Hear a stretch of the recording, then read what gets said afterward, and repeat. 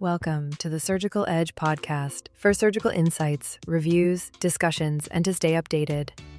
Let's dive in. Usually, a medical diagnosis carries this expectation of binary precision. Right. Yeah. You want a clear answer. Right. You break your arm, the x-ray shows a jagged white line, and it is a pretty simple matter of a broken bone requiring fixation.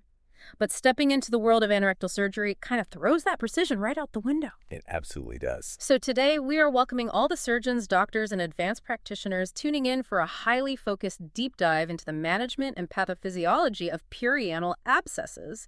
What looks like, a simple surface pimple to the untrained eye is actually one of the most classic surgical traps out there. Definitely. But before we go any further, I just want to drop a vital caveat for everyone listening. This content is for reference only. Always. Right. You must always follow local clinical guidelines and protocols in your own practice. But our mission today is to sort of cut through the diagnostic muddy waters, right? Yeah. To break down exactly why this condition demands immediate surgical respect and not just a prolonged antibiotic prescription and like a follow-up appointment. Let's start with that clinical trap because it's a big one. To a patient, and honestly, even to an unwary practitioner in a really busy emergency department, a perianal abscess just looks like a painful swelling. Yeah, it's very deceiving. Right. It presents with a bit of erythema, that localized redness and inflammation, and maybe some fluctuance, which is that wobbly, fluid-filled sensation you get under the skin. It just seems superficial. But what you see on the skin is rarely the whole story. Yeah. You are dealing with a closed space infection. Exactly. And to understand the mechanics of how this actually develops, we have to look at the dentate line and the anal canal. There are these small anal glands located right at this junction, and their primary job is to basically secrete mucus to lubricate the passage of stool. And the ducts of those glands are tiny. I mean, they act like a funnel. If you have hard stool or cellular debris or even just local tissue edema from a minor trauma, that duct easily becomes obstructed. Yep. And once that obstruction occurs, you've essentially created a warm, moist, completely stagnant environment. A perfect storm. It really is. It is the ideal breeding ground for the normal flora of the gut.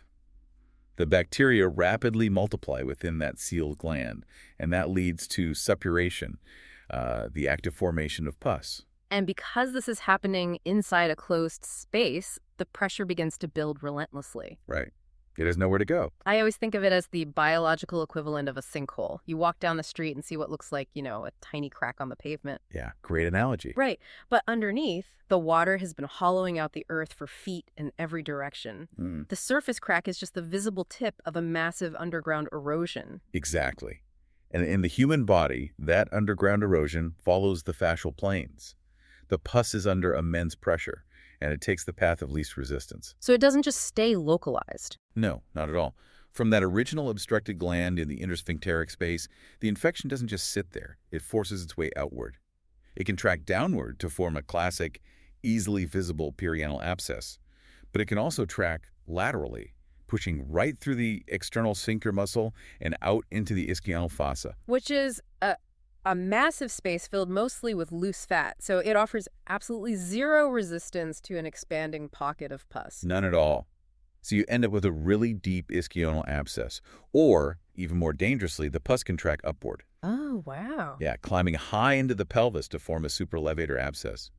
In both of those scenarios, the infection is just burrowing deep into the surrounding anatomy, expanding and destroying tissue as it goes. And here is where the massive diagnostic pitfall happens. Because the infection is tracking deep, all the patient might feel initially is severe throbbing pain, some difficulty sitting down, and maybe just a vague sense of pressure. Right. There is no massive, obvious pocket of pus visible on the outside for you to see.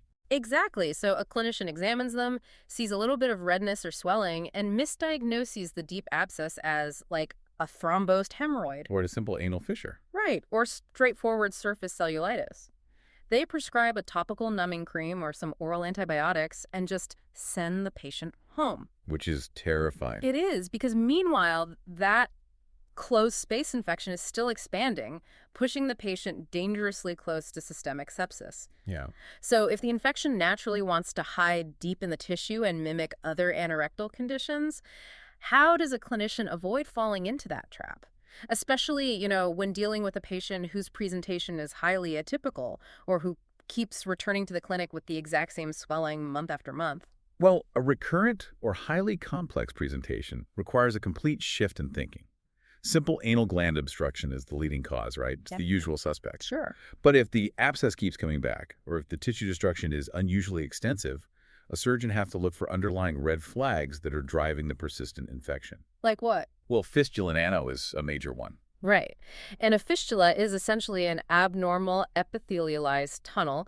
It connects the infected anal gland inside the rectum directly to the skin on the outside. Exactly. It basically acts as a permanent underground conduit.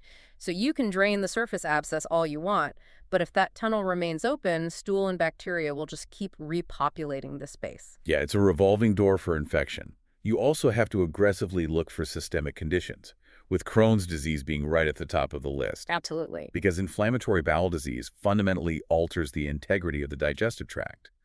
The inflammation in Crohn's is transmural, meaning it punches right through the entire thickness of the bowel wall. Which creates bizarre, highly complex tracts, right? Yes, it predisposes patients to severe multifocal perianal sepsis that just completely ignores the normal anatomical planes. There are also systemic issues like diabetes mellitus to consider. We know diabetes severely impairs overall immune function, but it's the microvascular failure that makes it so incredibly dangerous here. Right, the blood supply issue. Exactly.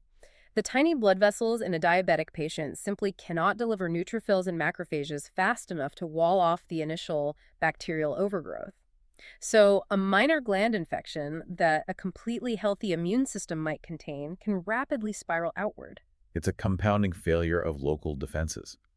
And you see similar local immune failures driven by lifestyle factors, too. Like smoking. Yeah, smoking causes chronic vasoconstriction and local tissue hypoxia, meaning the anal mucosa is essentially starved of the oxygen and immune cells it needs to fight off a blocked gland. That makes sense. And sexually transmitted infections can alter the local flora and cause microulcerations, which allows aggressive bacteria to bypass the mucosal barrier entirely. Even conditions like HIV, which depletes CD4 cells, they remove the critical early immune response to that initial glandular obstruction. So a perianal abscess isn't just a localized mechanical failure. It is often a window into the patient's broader systemic health. It really is. But let's bring this back to, say, the emergency department or the acute clinic. A patient comes in screaming in pain. You suspect a perianal abscess. The temptation, and often the standard practice, is to just grab a scalpel and relieve the pressure immediately. Oh, absolutely. So why introduce delays by sending this patient to the MRI scanner? If there is pus, isn't the job just to let it out? Well, skipping the scan in the wrong clinical scenario can be a catastrophic mistake. Really? Yes. In a straightforward, uncomplicated case where you clearly feel the superficial fluctuance, you absolutely proceed to immediate drainage. But imaging becomes highly selective and entirely necessary when there's a mismatch between the patient's pain and your physical findings. So a mismatch meaning they have a spiking white blood cell count, leukocytosis, along with a fever and excruciating anorectal pain, but their perianal skin looks completely flat and normal. Exactly. Because the abscess is deep. If it's a supralevator abscess tracking high into the pelvis, you literally cannot see it. If you rush the procedure and just poke a blind hole into the superficial tissue, you won't find the pus. You haven't achieved source control at all. You have just created a really painful cosmetic incision while the patient continues to become septic from the hidden cavity. Now, we normally rely on a digital rectal examination, a DRE, to feel for that bulging, boggy mass inside the anal canal. We do. But practically speaking, a patient with a deep, high-pressure abscess often literally cannot tolerate the physical exam. The pain is just too severe. Which is exactly why a pelvic MRI or a CT scan with intravenous contrast is utilized. It maps out the deep space sepsis. So you know exactly what you're dealing with. Right. It shows you exactly where the pockets of fluid are hiding. It's also vital for mapping out a complex anatomical pattern, like branching fistula tract or a Crohn's complication, so the surgeon isn't going in completely blind. And if the imaging confirms a complex deep space infection, or if the pain simply prevents an adequate awake examination, the protocol shifts to an EUA, right? An examination under anesthesia. Exactly. You take the patient to the operating theater, induce general anesthesia, and then you can properly examine the anatomy. Yeah. You can perform the DRE without causing agony and proceed straight to definitive treatment. And speaking of definitive treatment, that brings up arguably the most dangerous pitfall in primary care and emergency management. Ah, The antibiotic fallacy. Yes, the antibiotic fallacy. There is this deeply ingrained instinct to prescribe oral or intravenous antibiotics for any infection and assume the job is basically done. Yeah, and it's so risky. Treating a walled-off abscess with antibiotics alone is essentially like spraying surface cleaner on a sealed Tupperware container full of moldy food. That is a brutally accurate image. Right, you can spray all you want, but the cleaner is just sitting on the outside plastic. It is never going to actually reach the mold inside. The hemodynamics of an abscess cavity explain exactly why that happens. An abscess is a localized collection of dead white blood cells, necrotic tissue debris, and rapidly multiplying bacteria. It's avascular. Completely avascular. There are no functioning capillaries inside that cavity of pus. And antibiotics, well, they travel through the patient's bloodstream. So the medication only ever reaches the inflamed living tissue surrounding the abscess. It hits the secondary cellulitis on the outside, sure, but it is physically locked out of the core cavity. Precisely. The bacteria inside the Tupperware just keep multiplying, the pressure keeps building, and the surrounding tissue undergoes necrosis. Which is why incision and drainage, IND, is the absolute non-negotiable cornerstone of treatment. You have to mechanically unseal the container. Get in there with a scalpel. Right. A scalpel must be used to relieve the pressure and evacuate the avascular pus. The clinical indications for prompt mechanical drainage include any flush wound swelling, severe pain, or systemic signs of illness. The surgical guidelines actually make a very specific, urgent call-out for diabetic patients, too. They do. Because of that microvascular compromise and the blunted immune response we discussed earlier, an abscess in a diabetic patient can progress from just a localized swelling into a life-threatening, necrotizing soft tissue infection within hours. It moves incredibly fast. So there is absolutely no watchful waiting. They require same-day, definitive drainage. Now, the mechanics of that surgical approach require a lot of precision. Source control is the objective, but you are operating in a highly sensitive anatomical zone. Understatement of the year. Right. For a straightforward surface abscess, the surgeon performs a circumanal incision.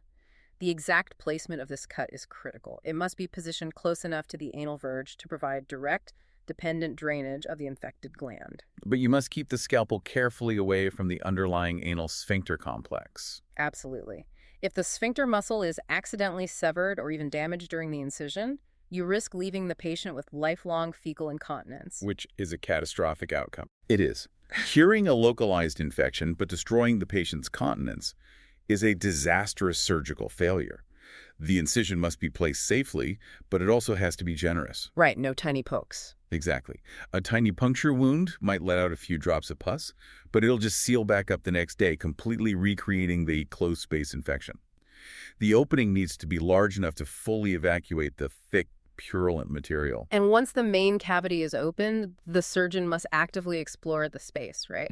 Often just using a finger or a blunt instrument to break down any loculations. Yes. Loculations being, those little internal walls or fibrous webs of tissue that create smaller, separate sub-pockets of pus within the main cavity. Right, they act like little separate rooms. Exactly. So if you just drain the central pocket and leave a loculation intact, you are leaving infected, pressurized material behind. And once you have fully evacuated the pus and broken down every single internal wall, the wound is deliberately left open. This is the part that surprises a lot of people.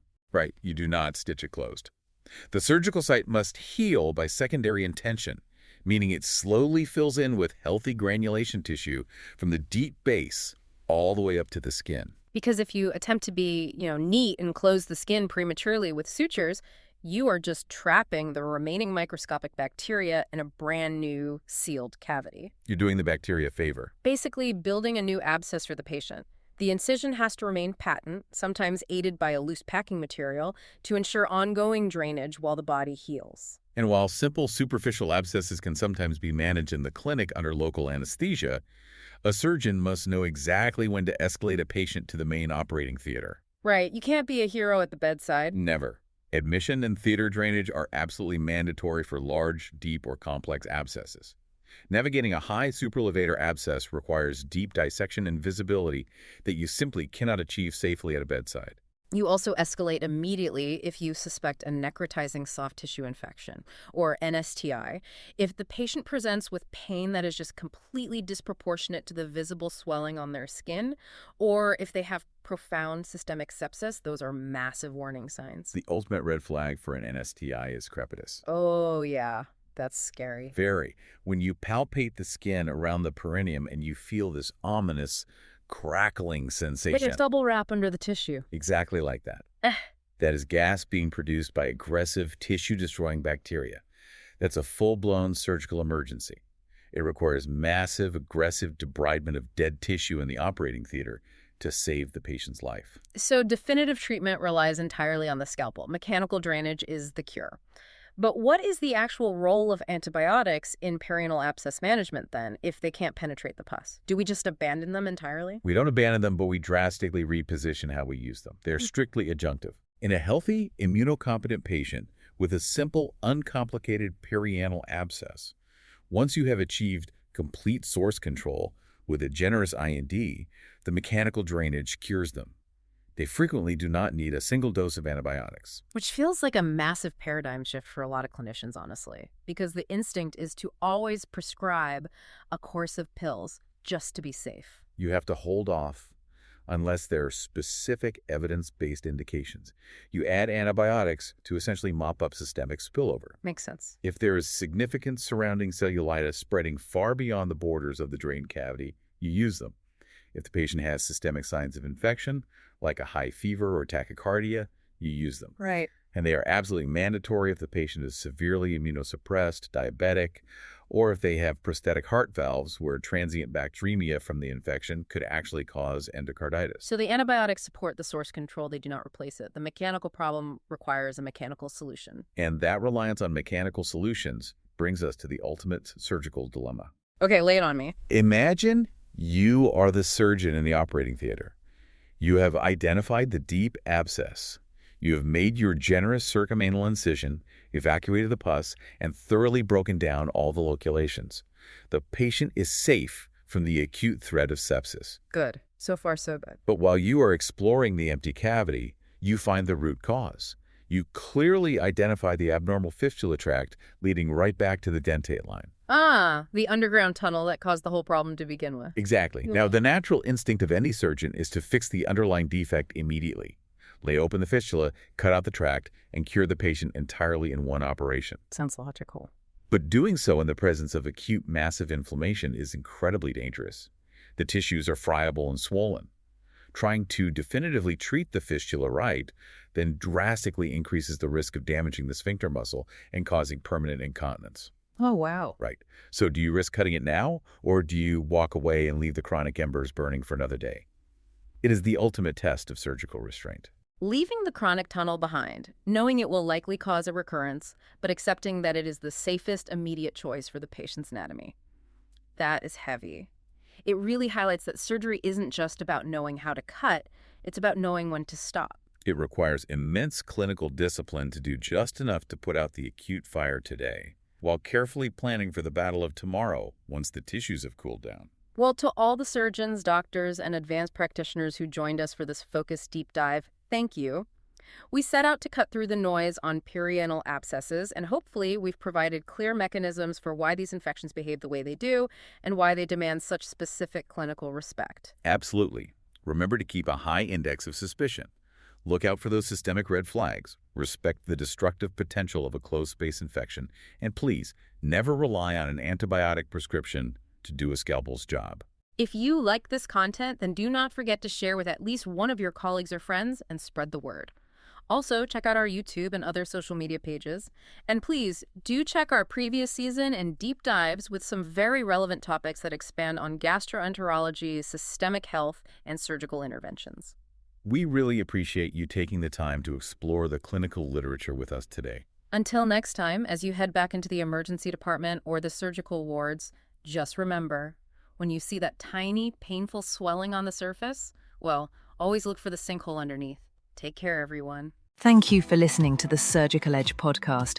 Don't forget to like, share, and subscribe. Help us grow and deliver even more relevant surgical content by pressing the support button. Your contribution truly makes a difference. And don't forget to share with us your advice, feedback, and the topics you would like us to include.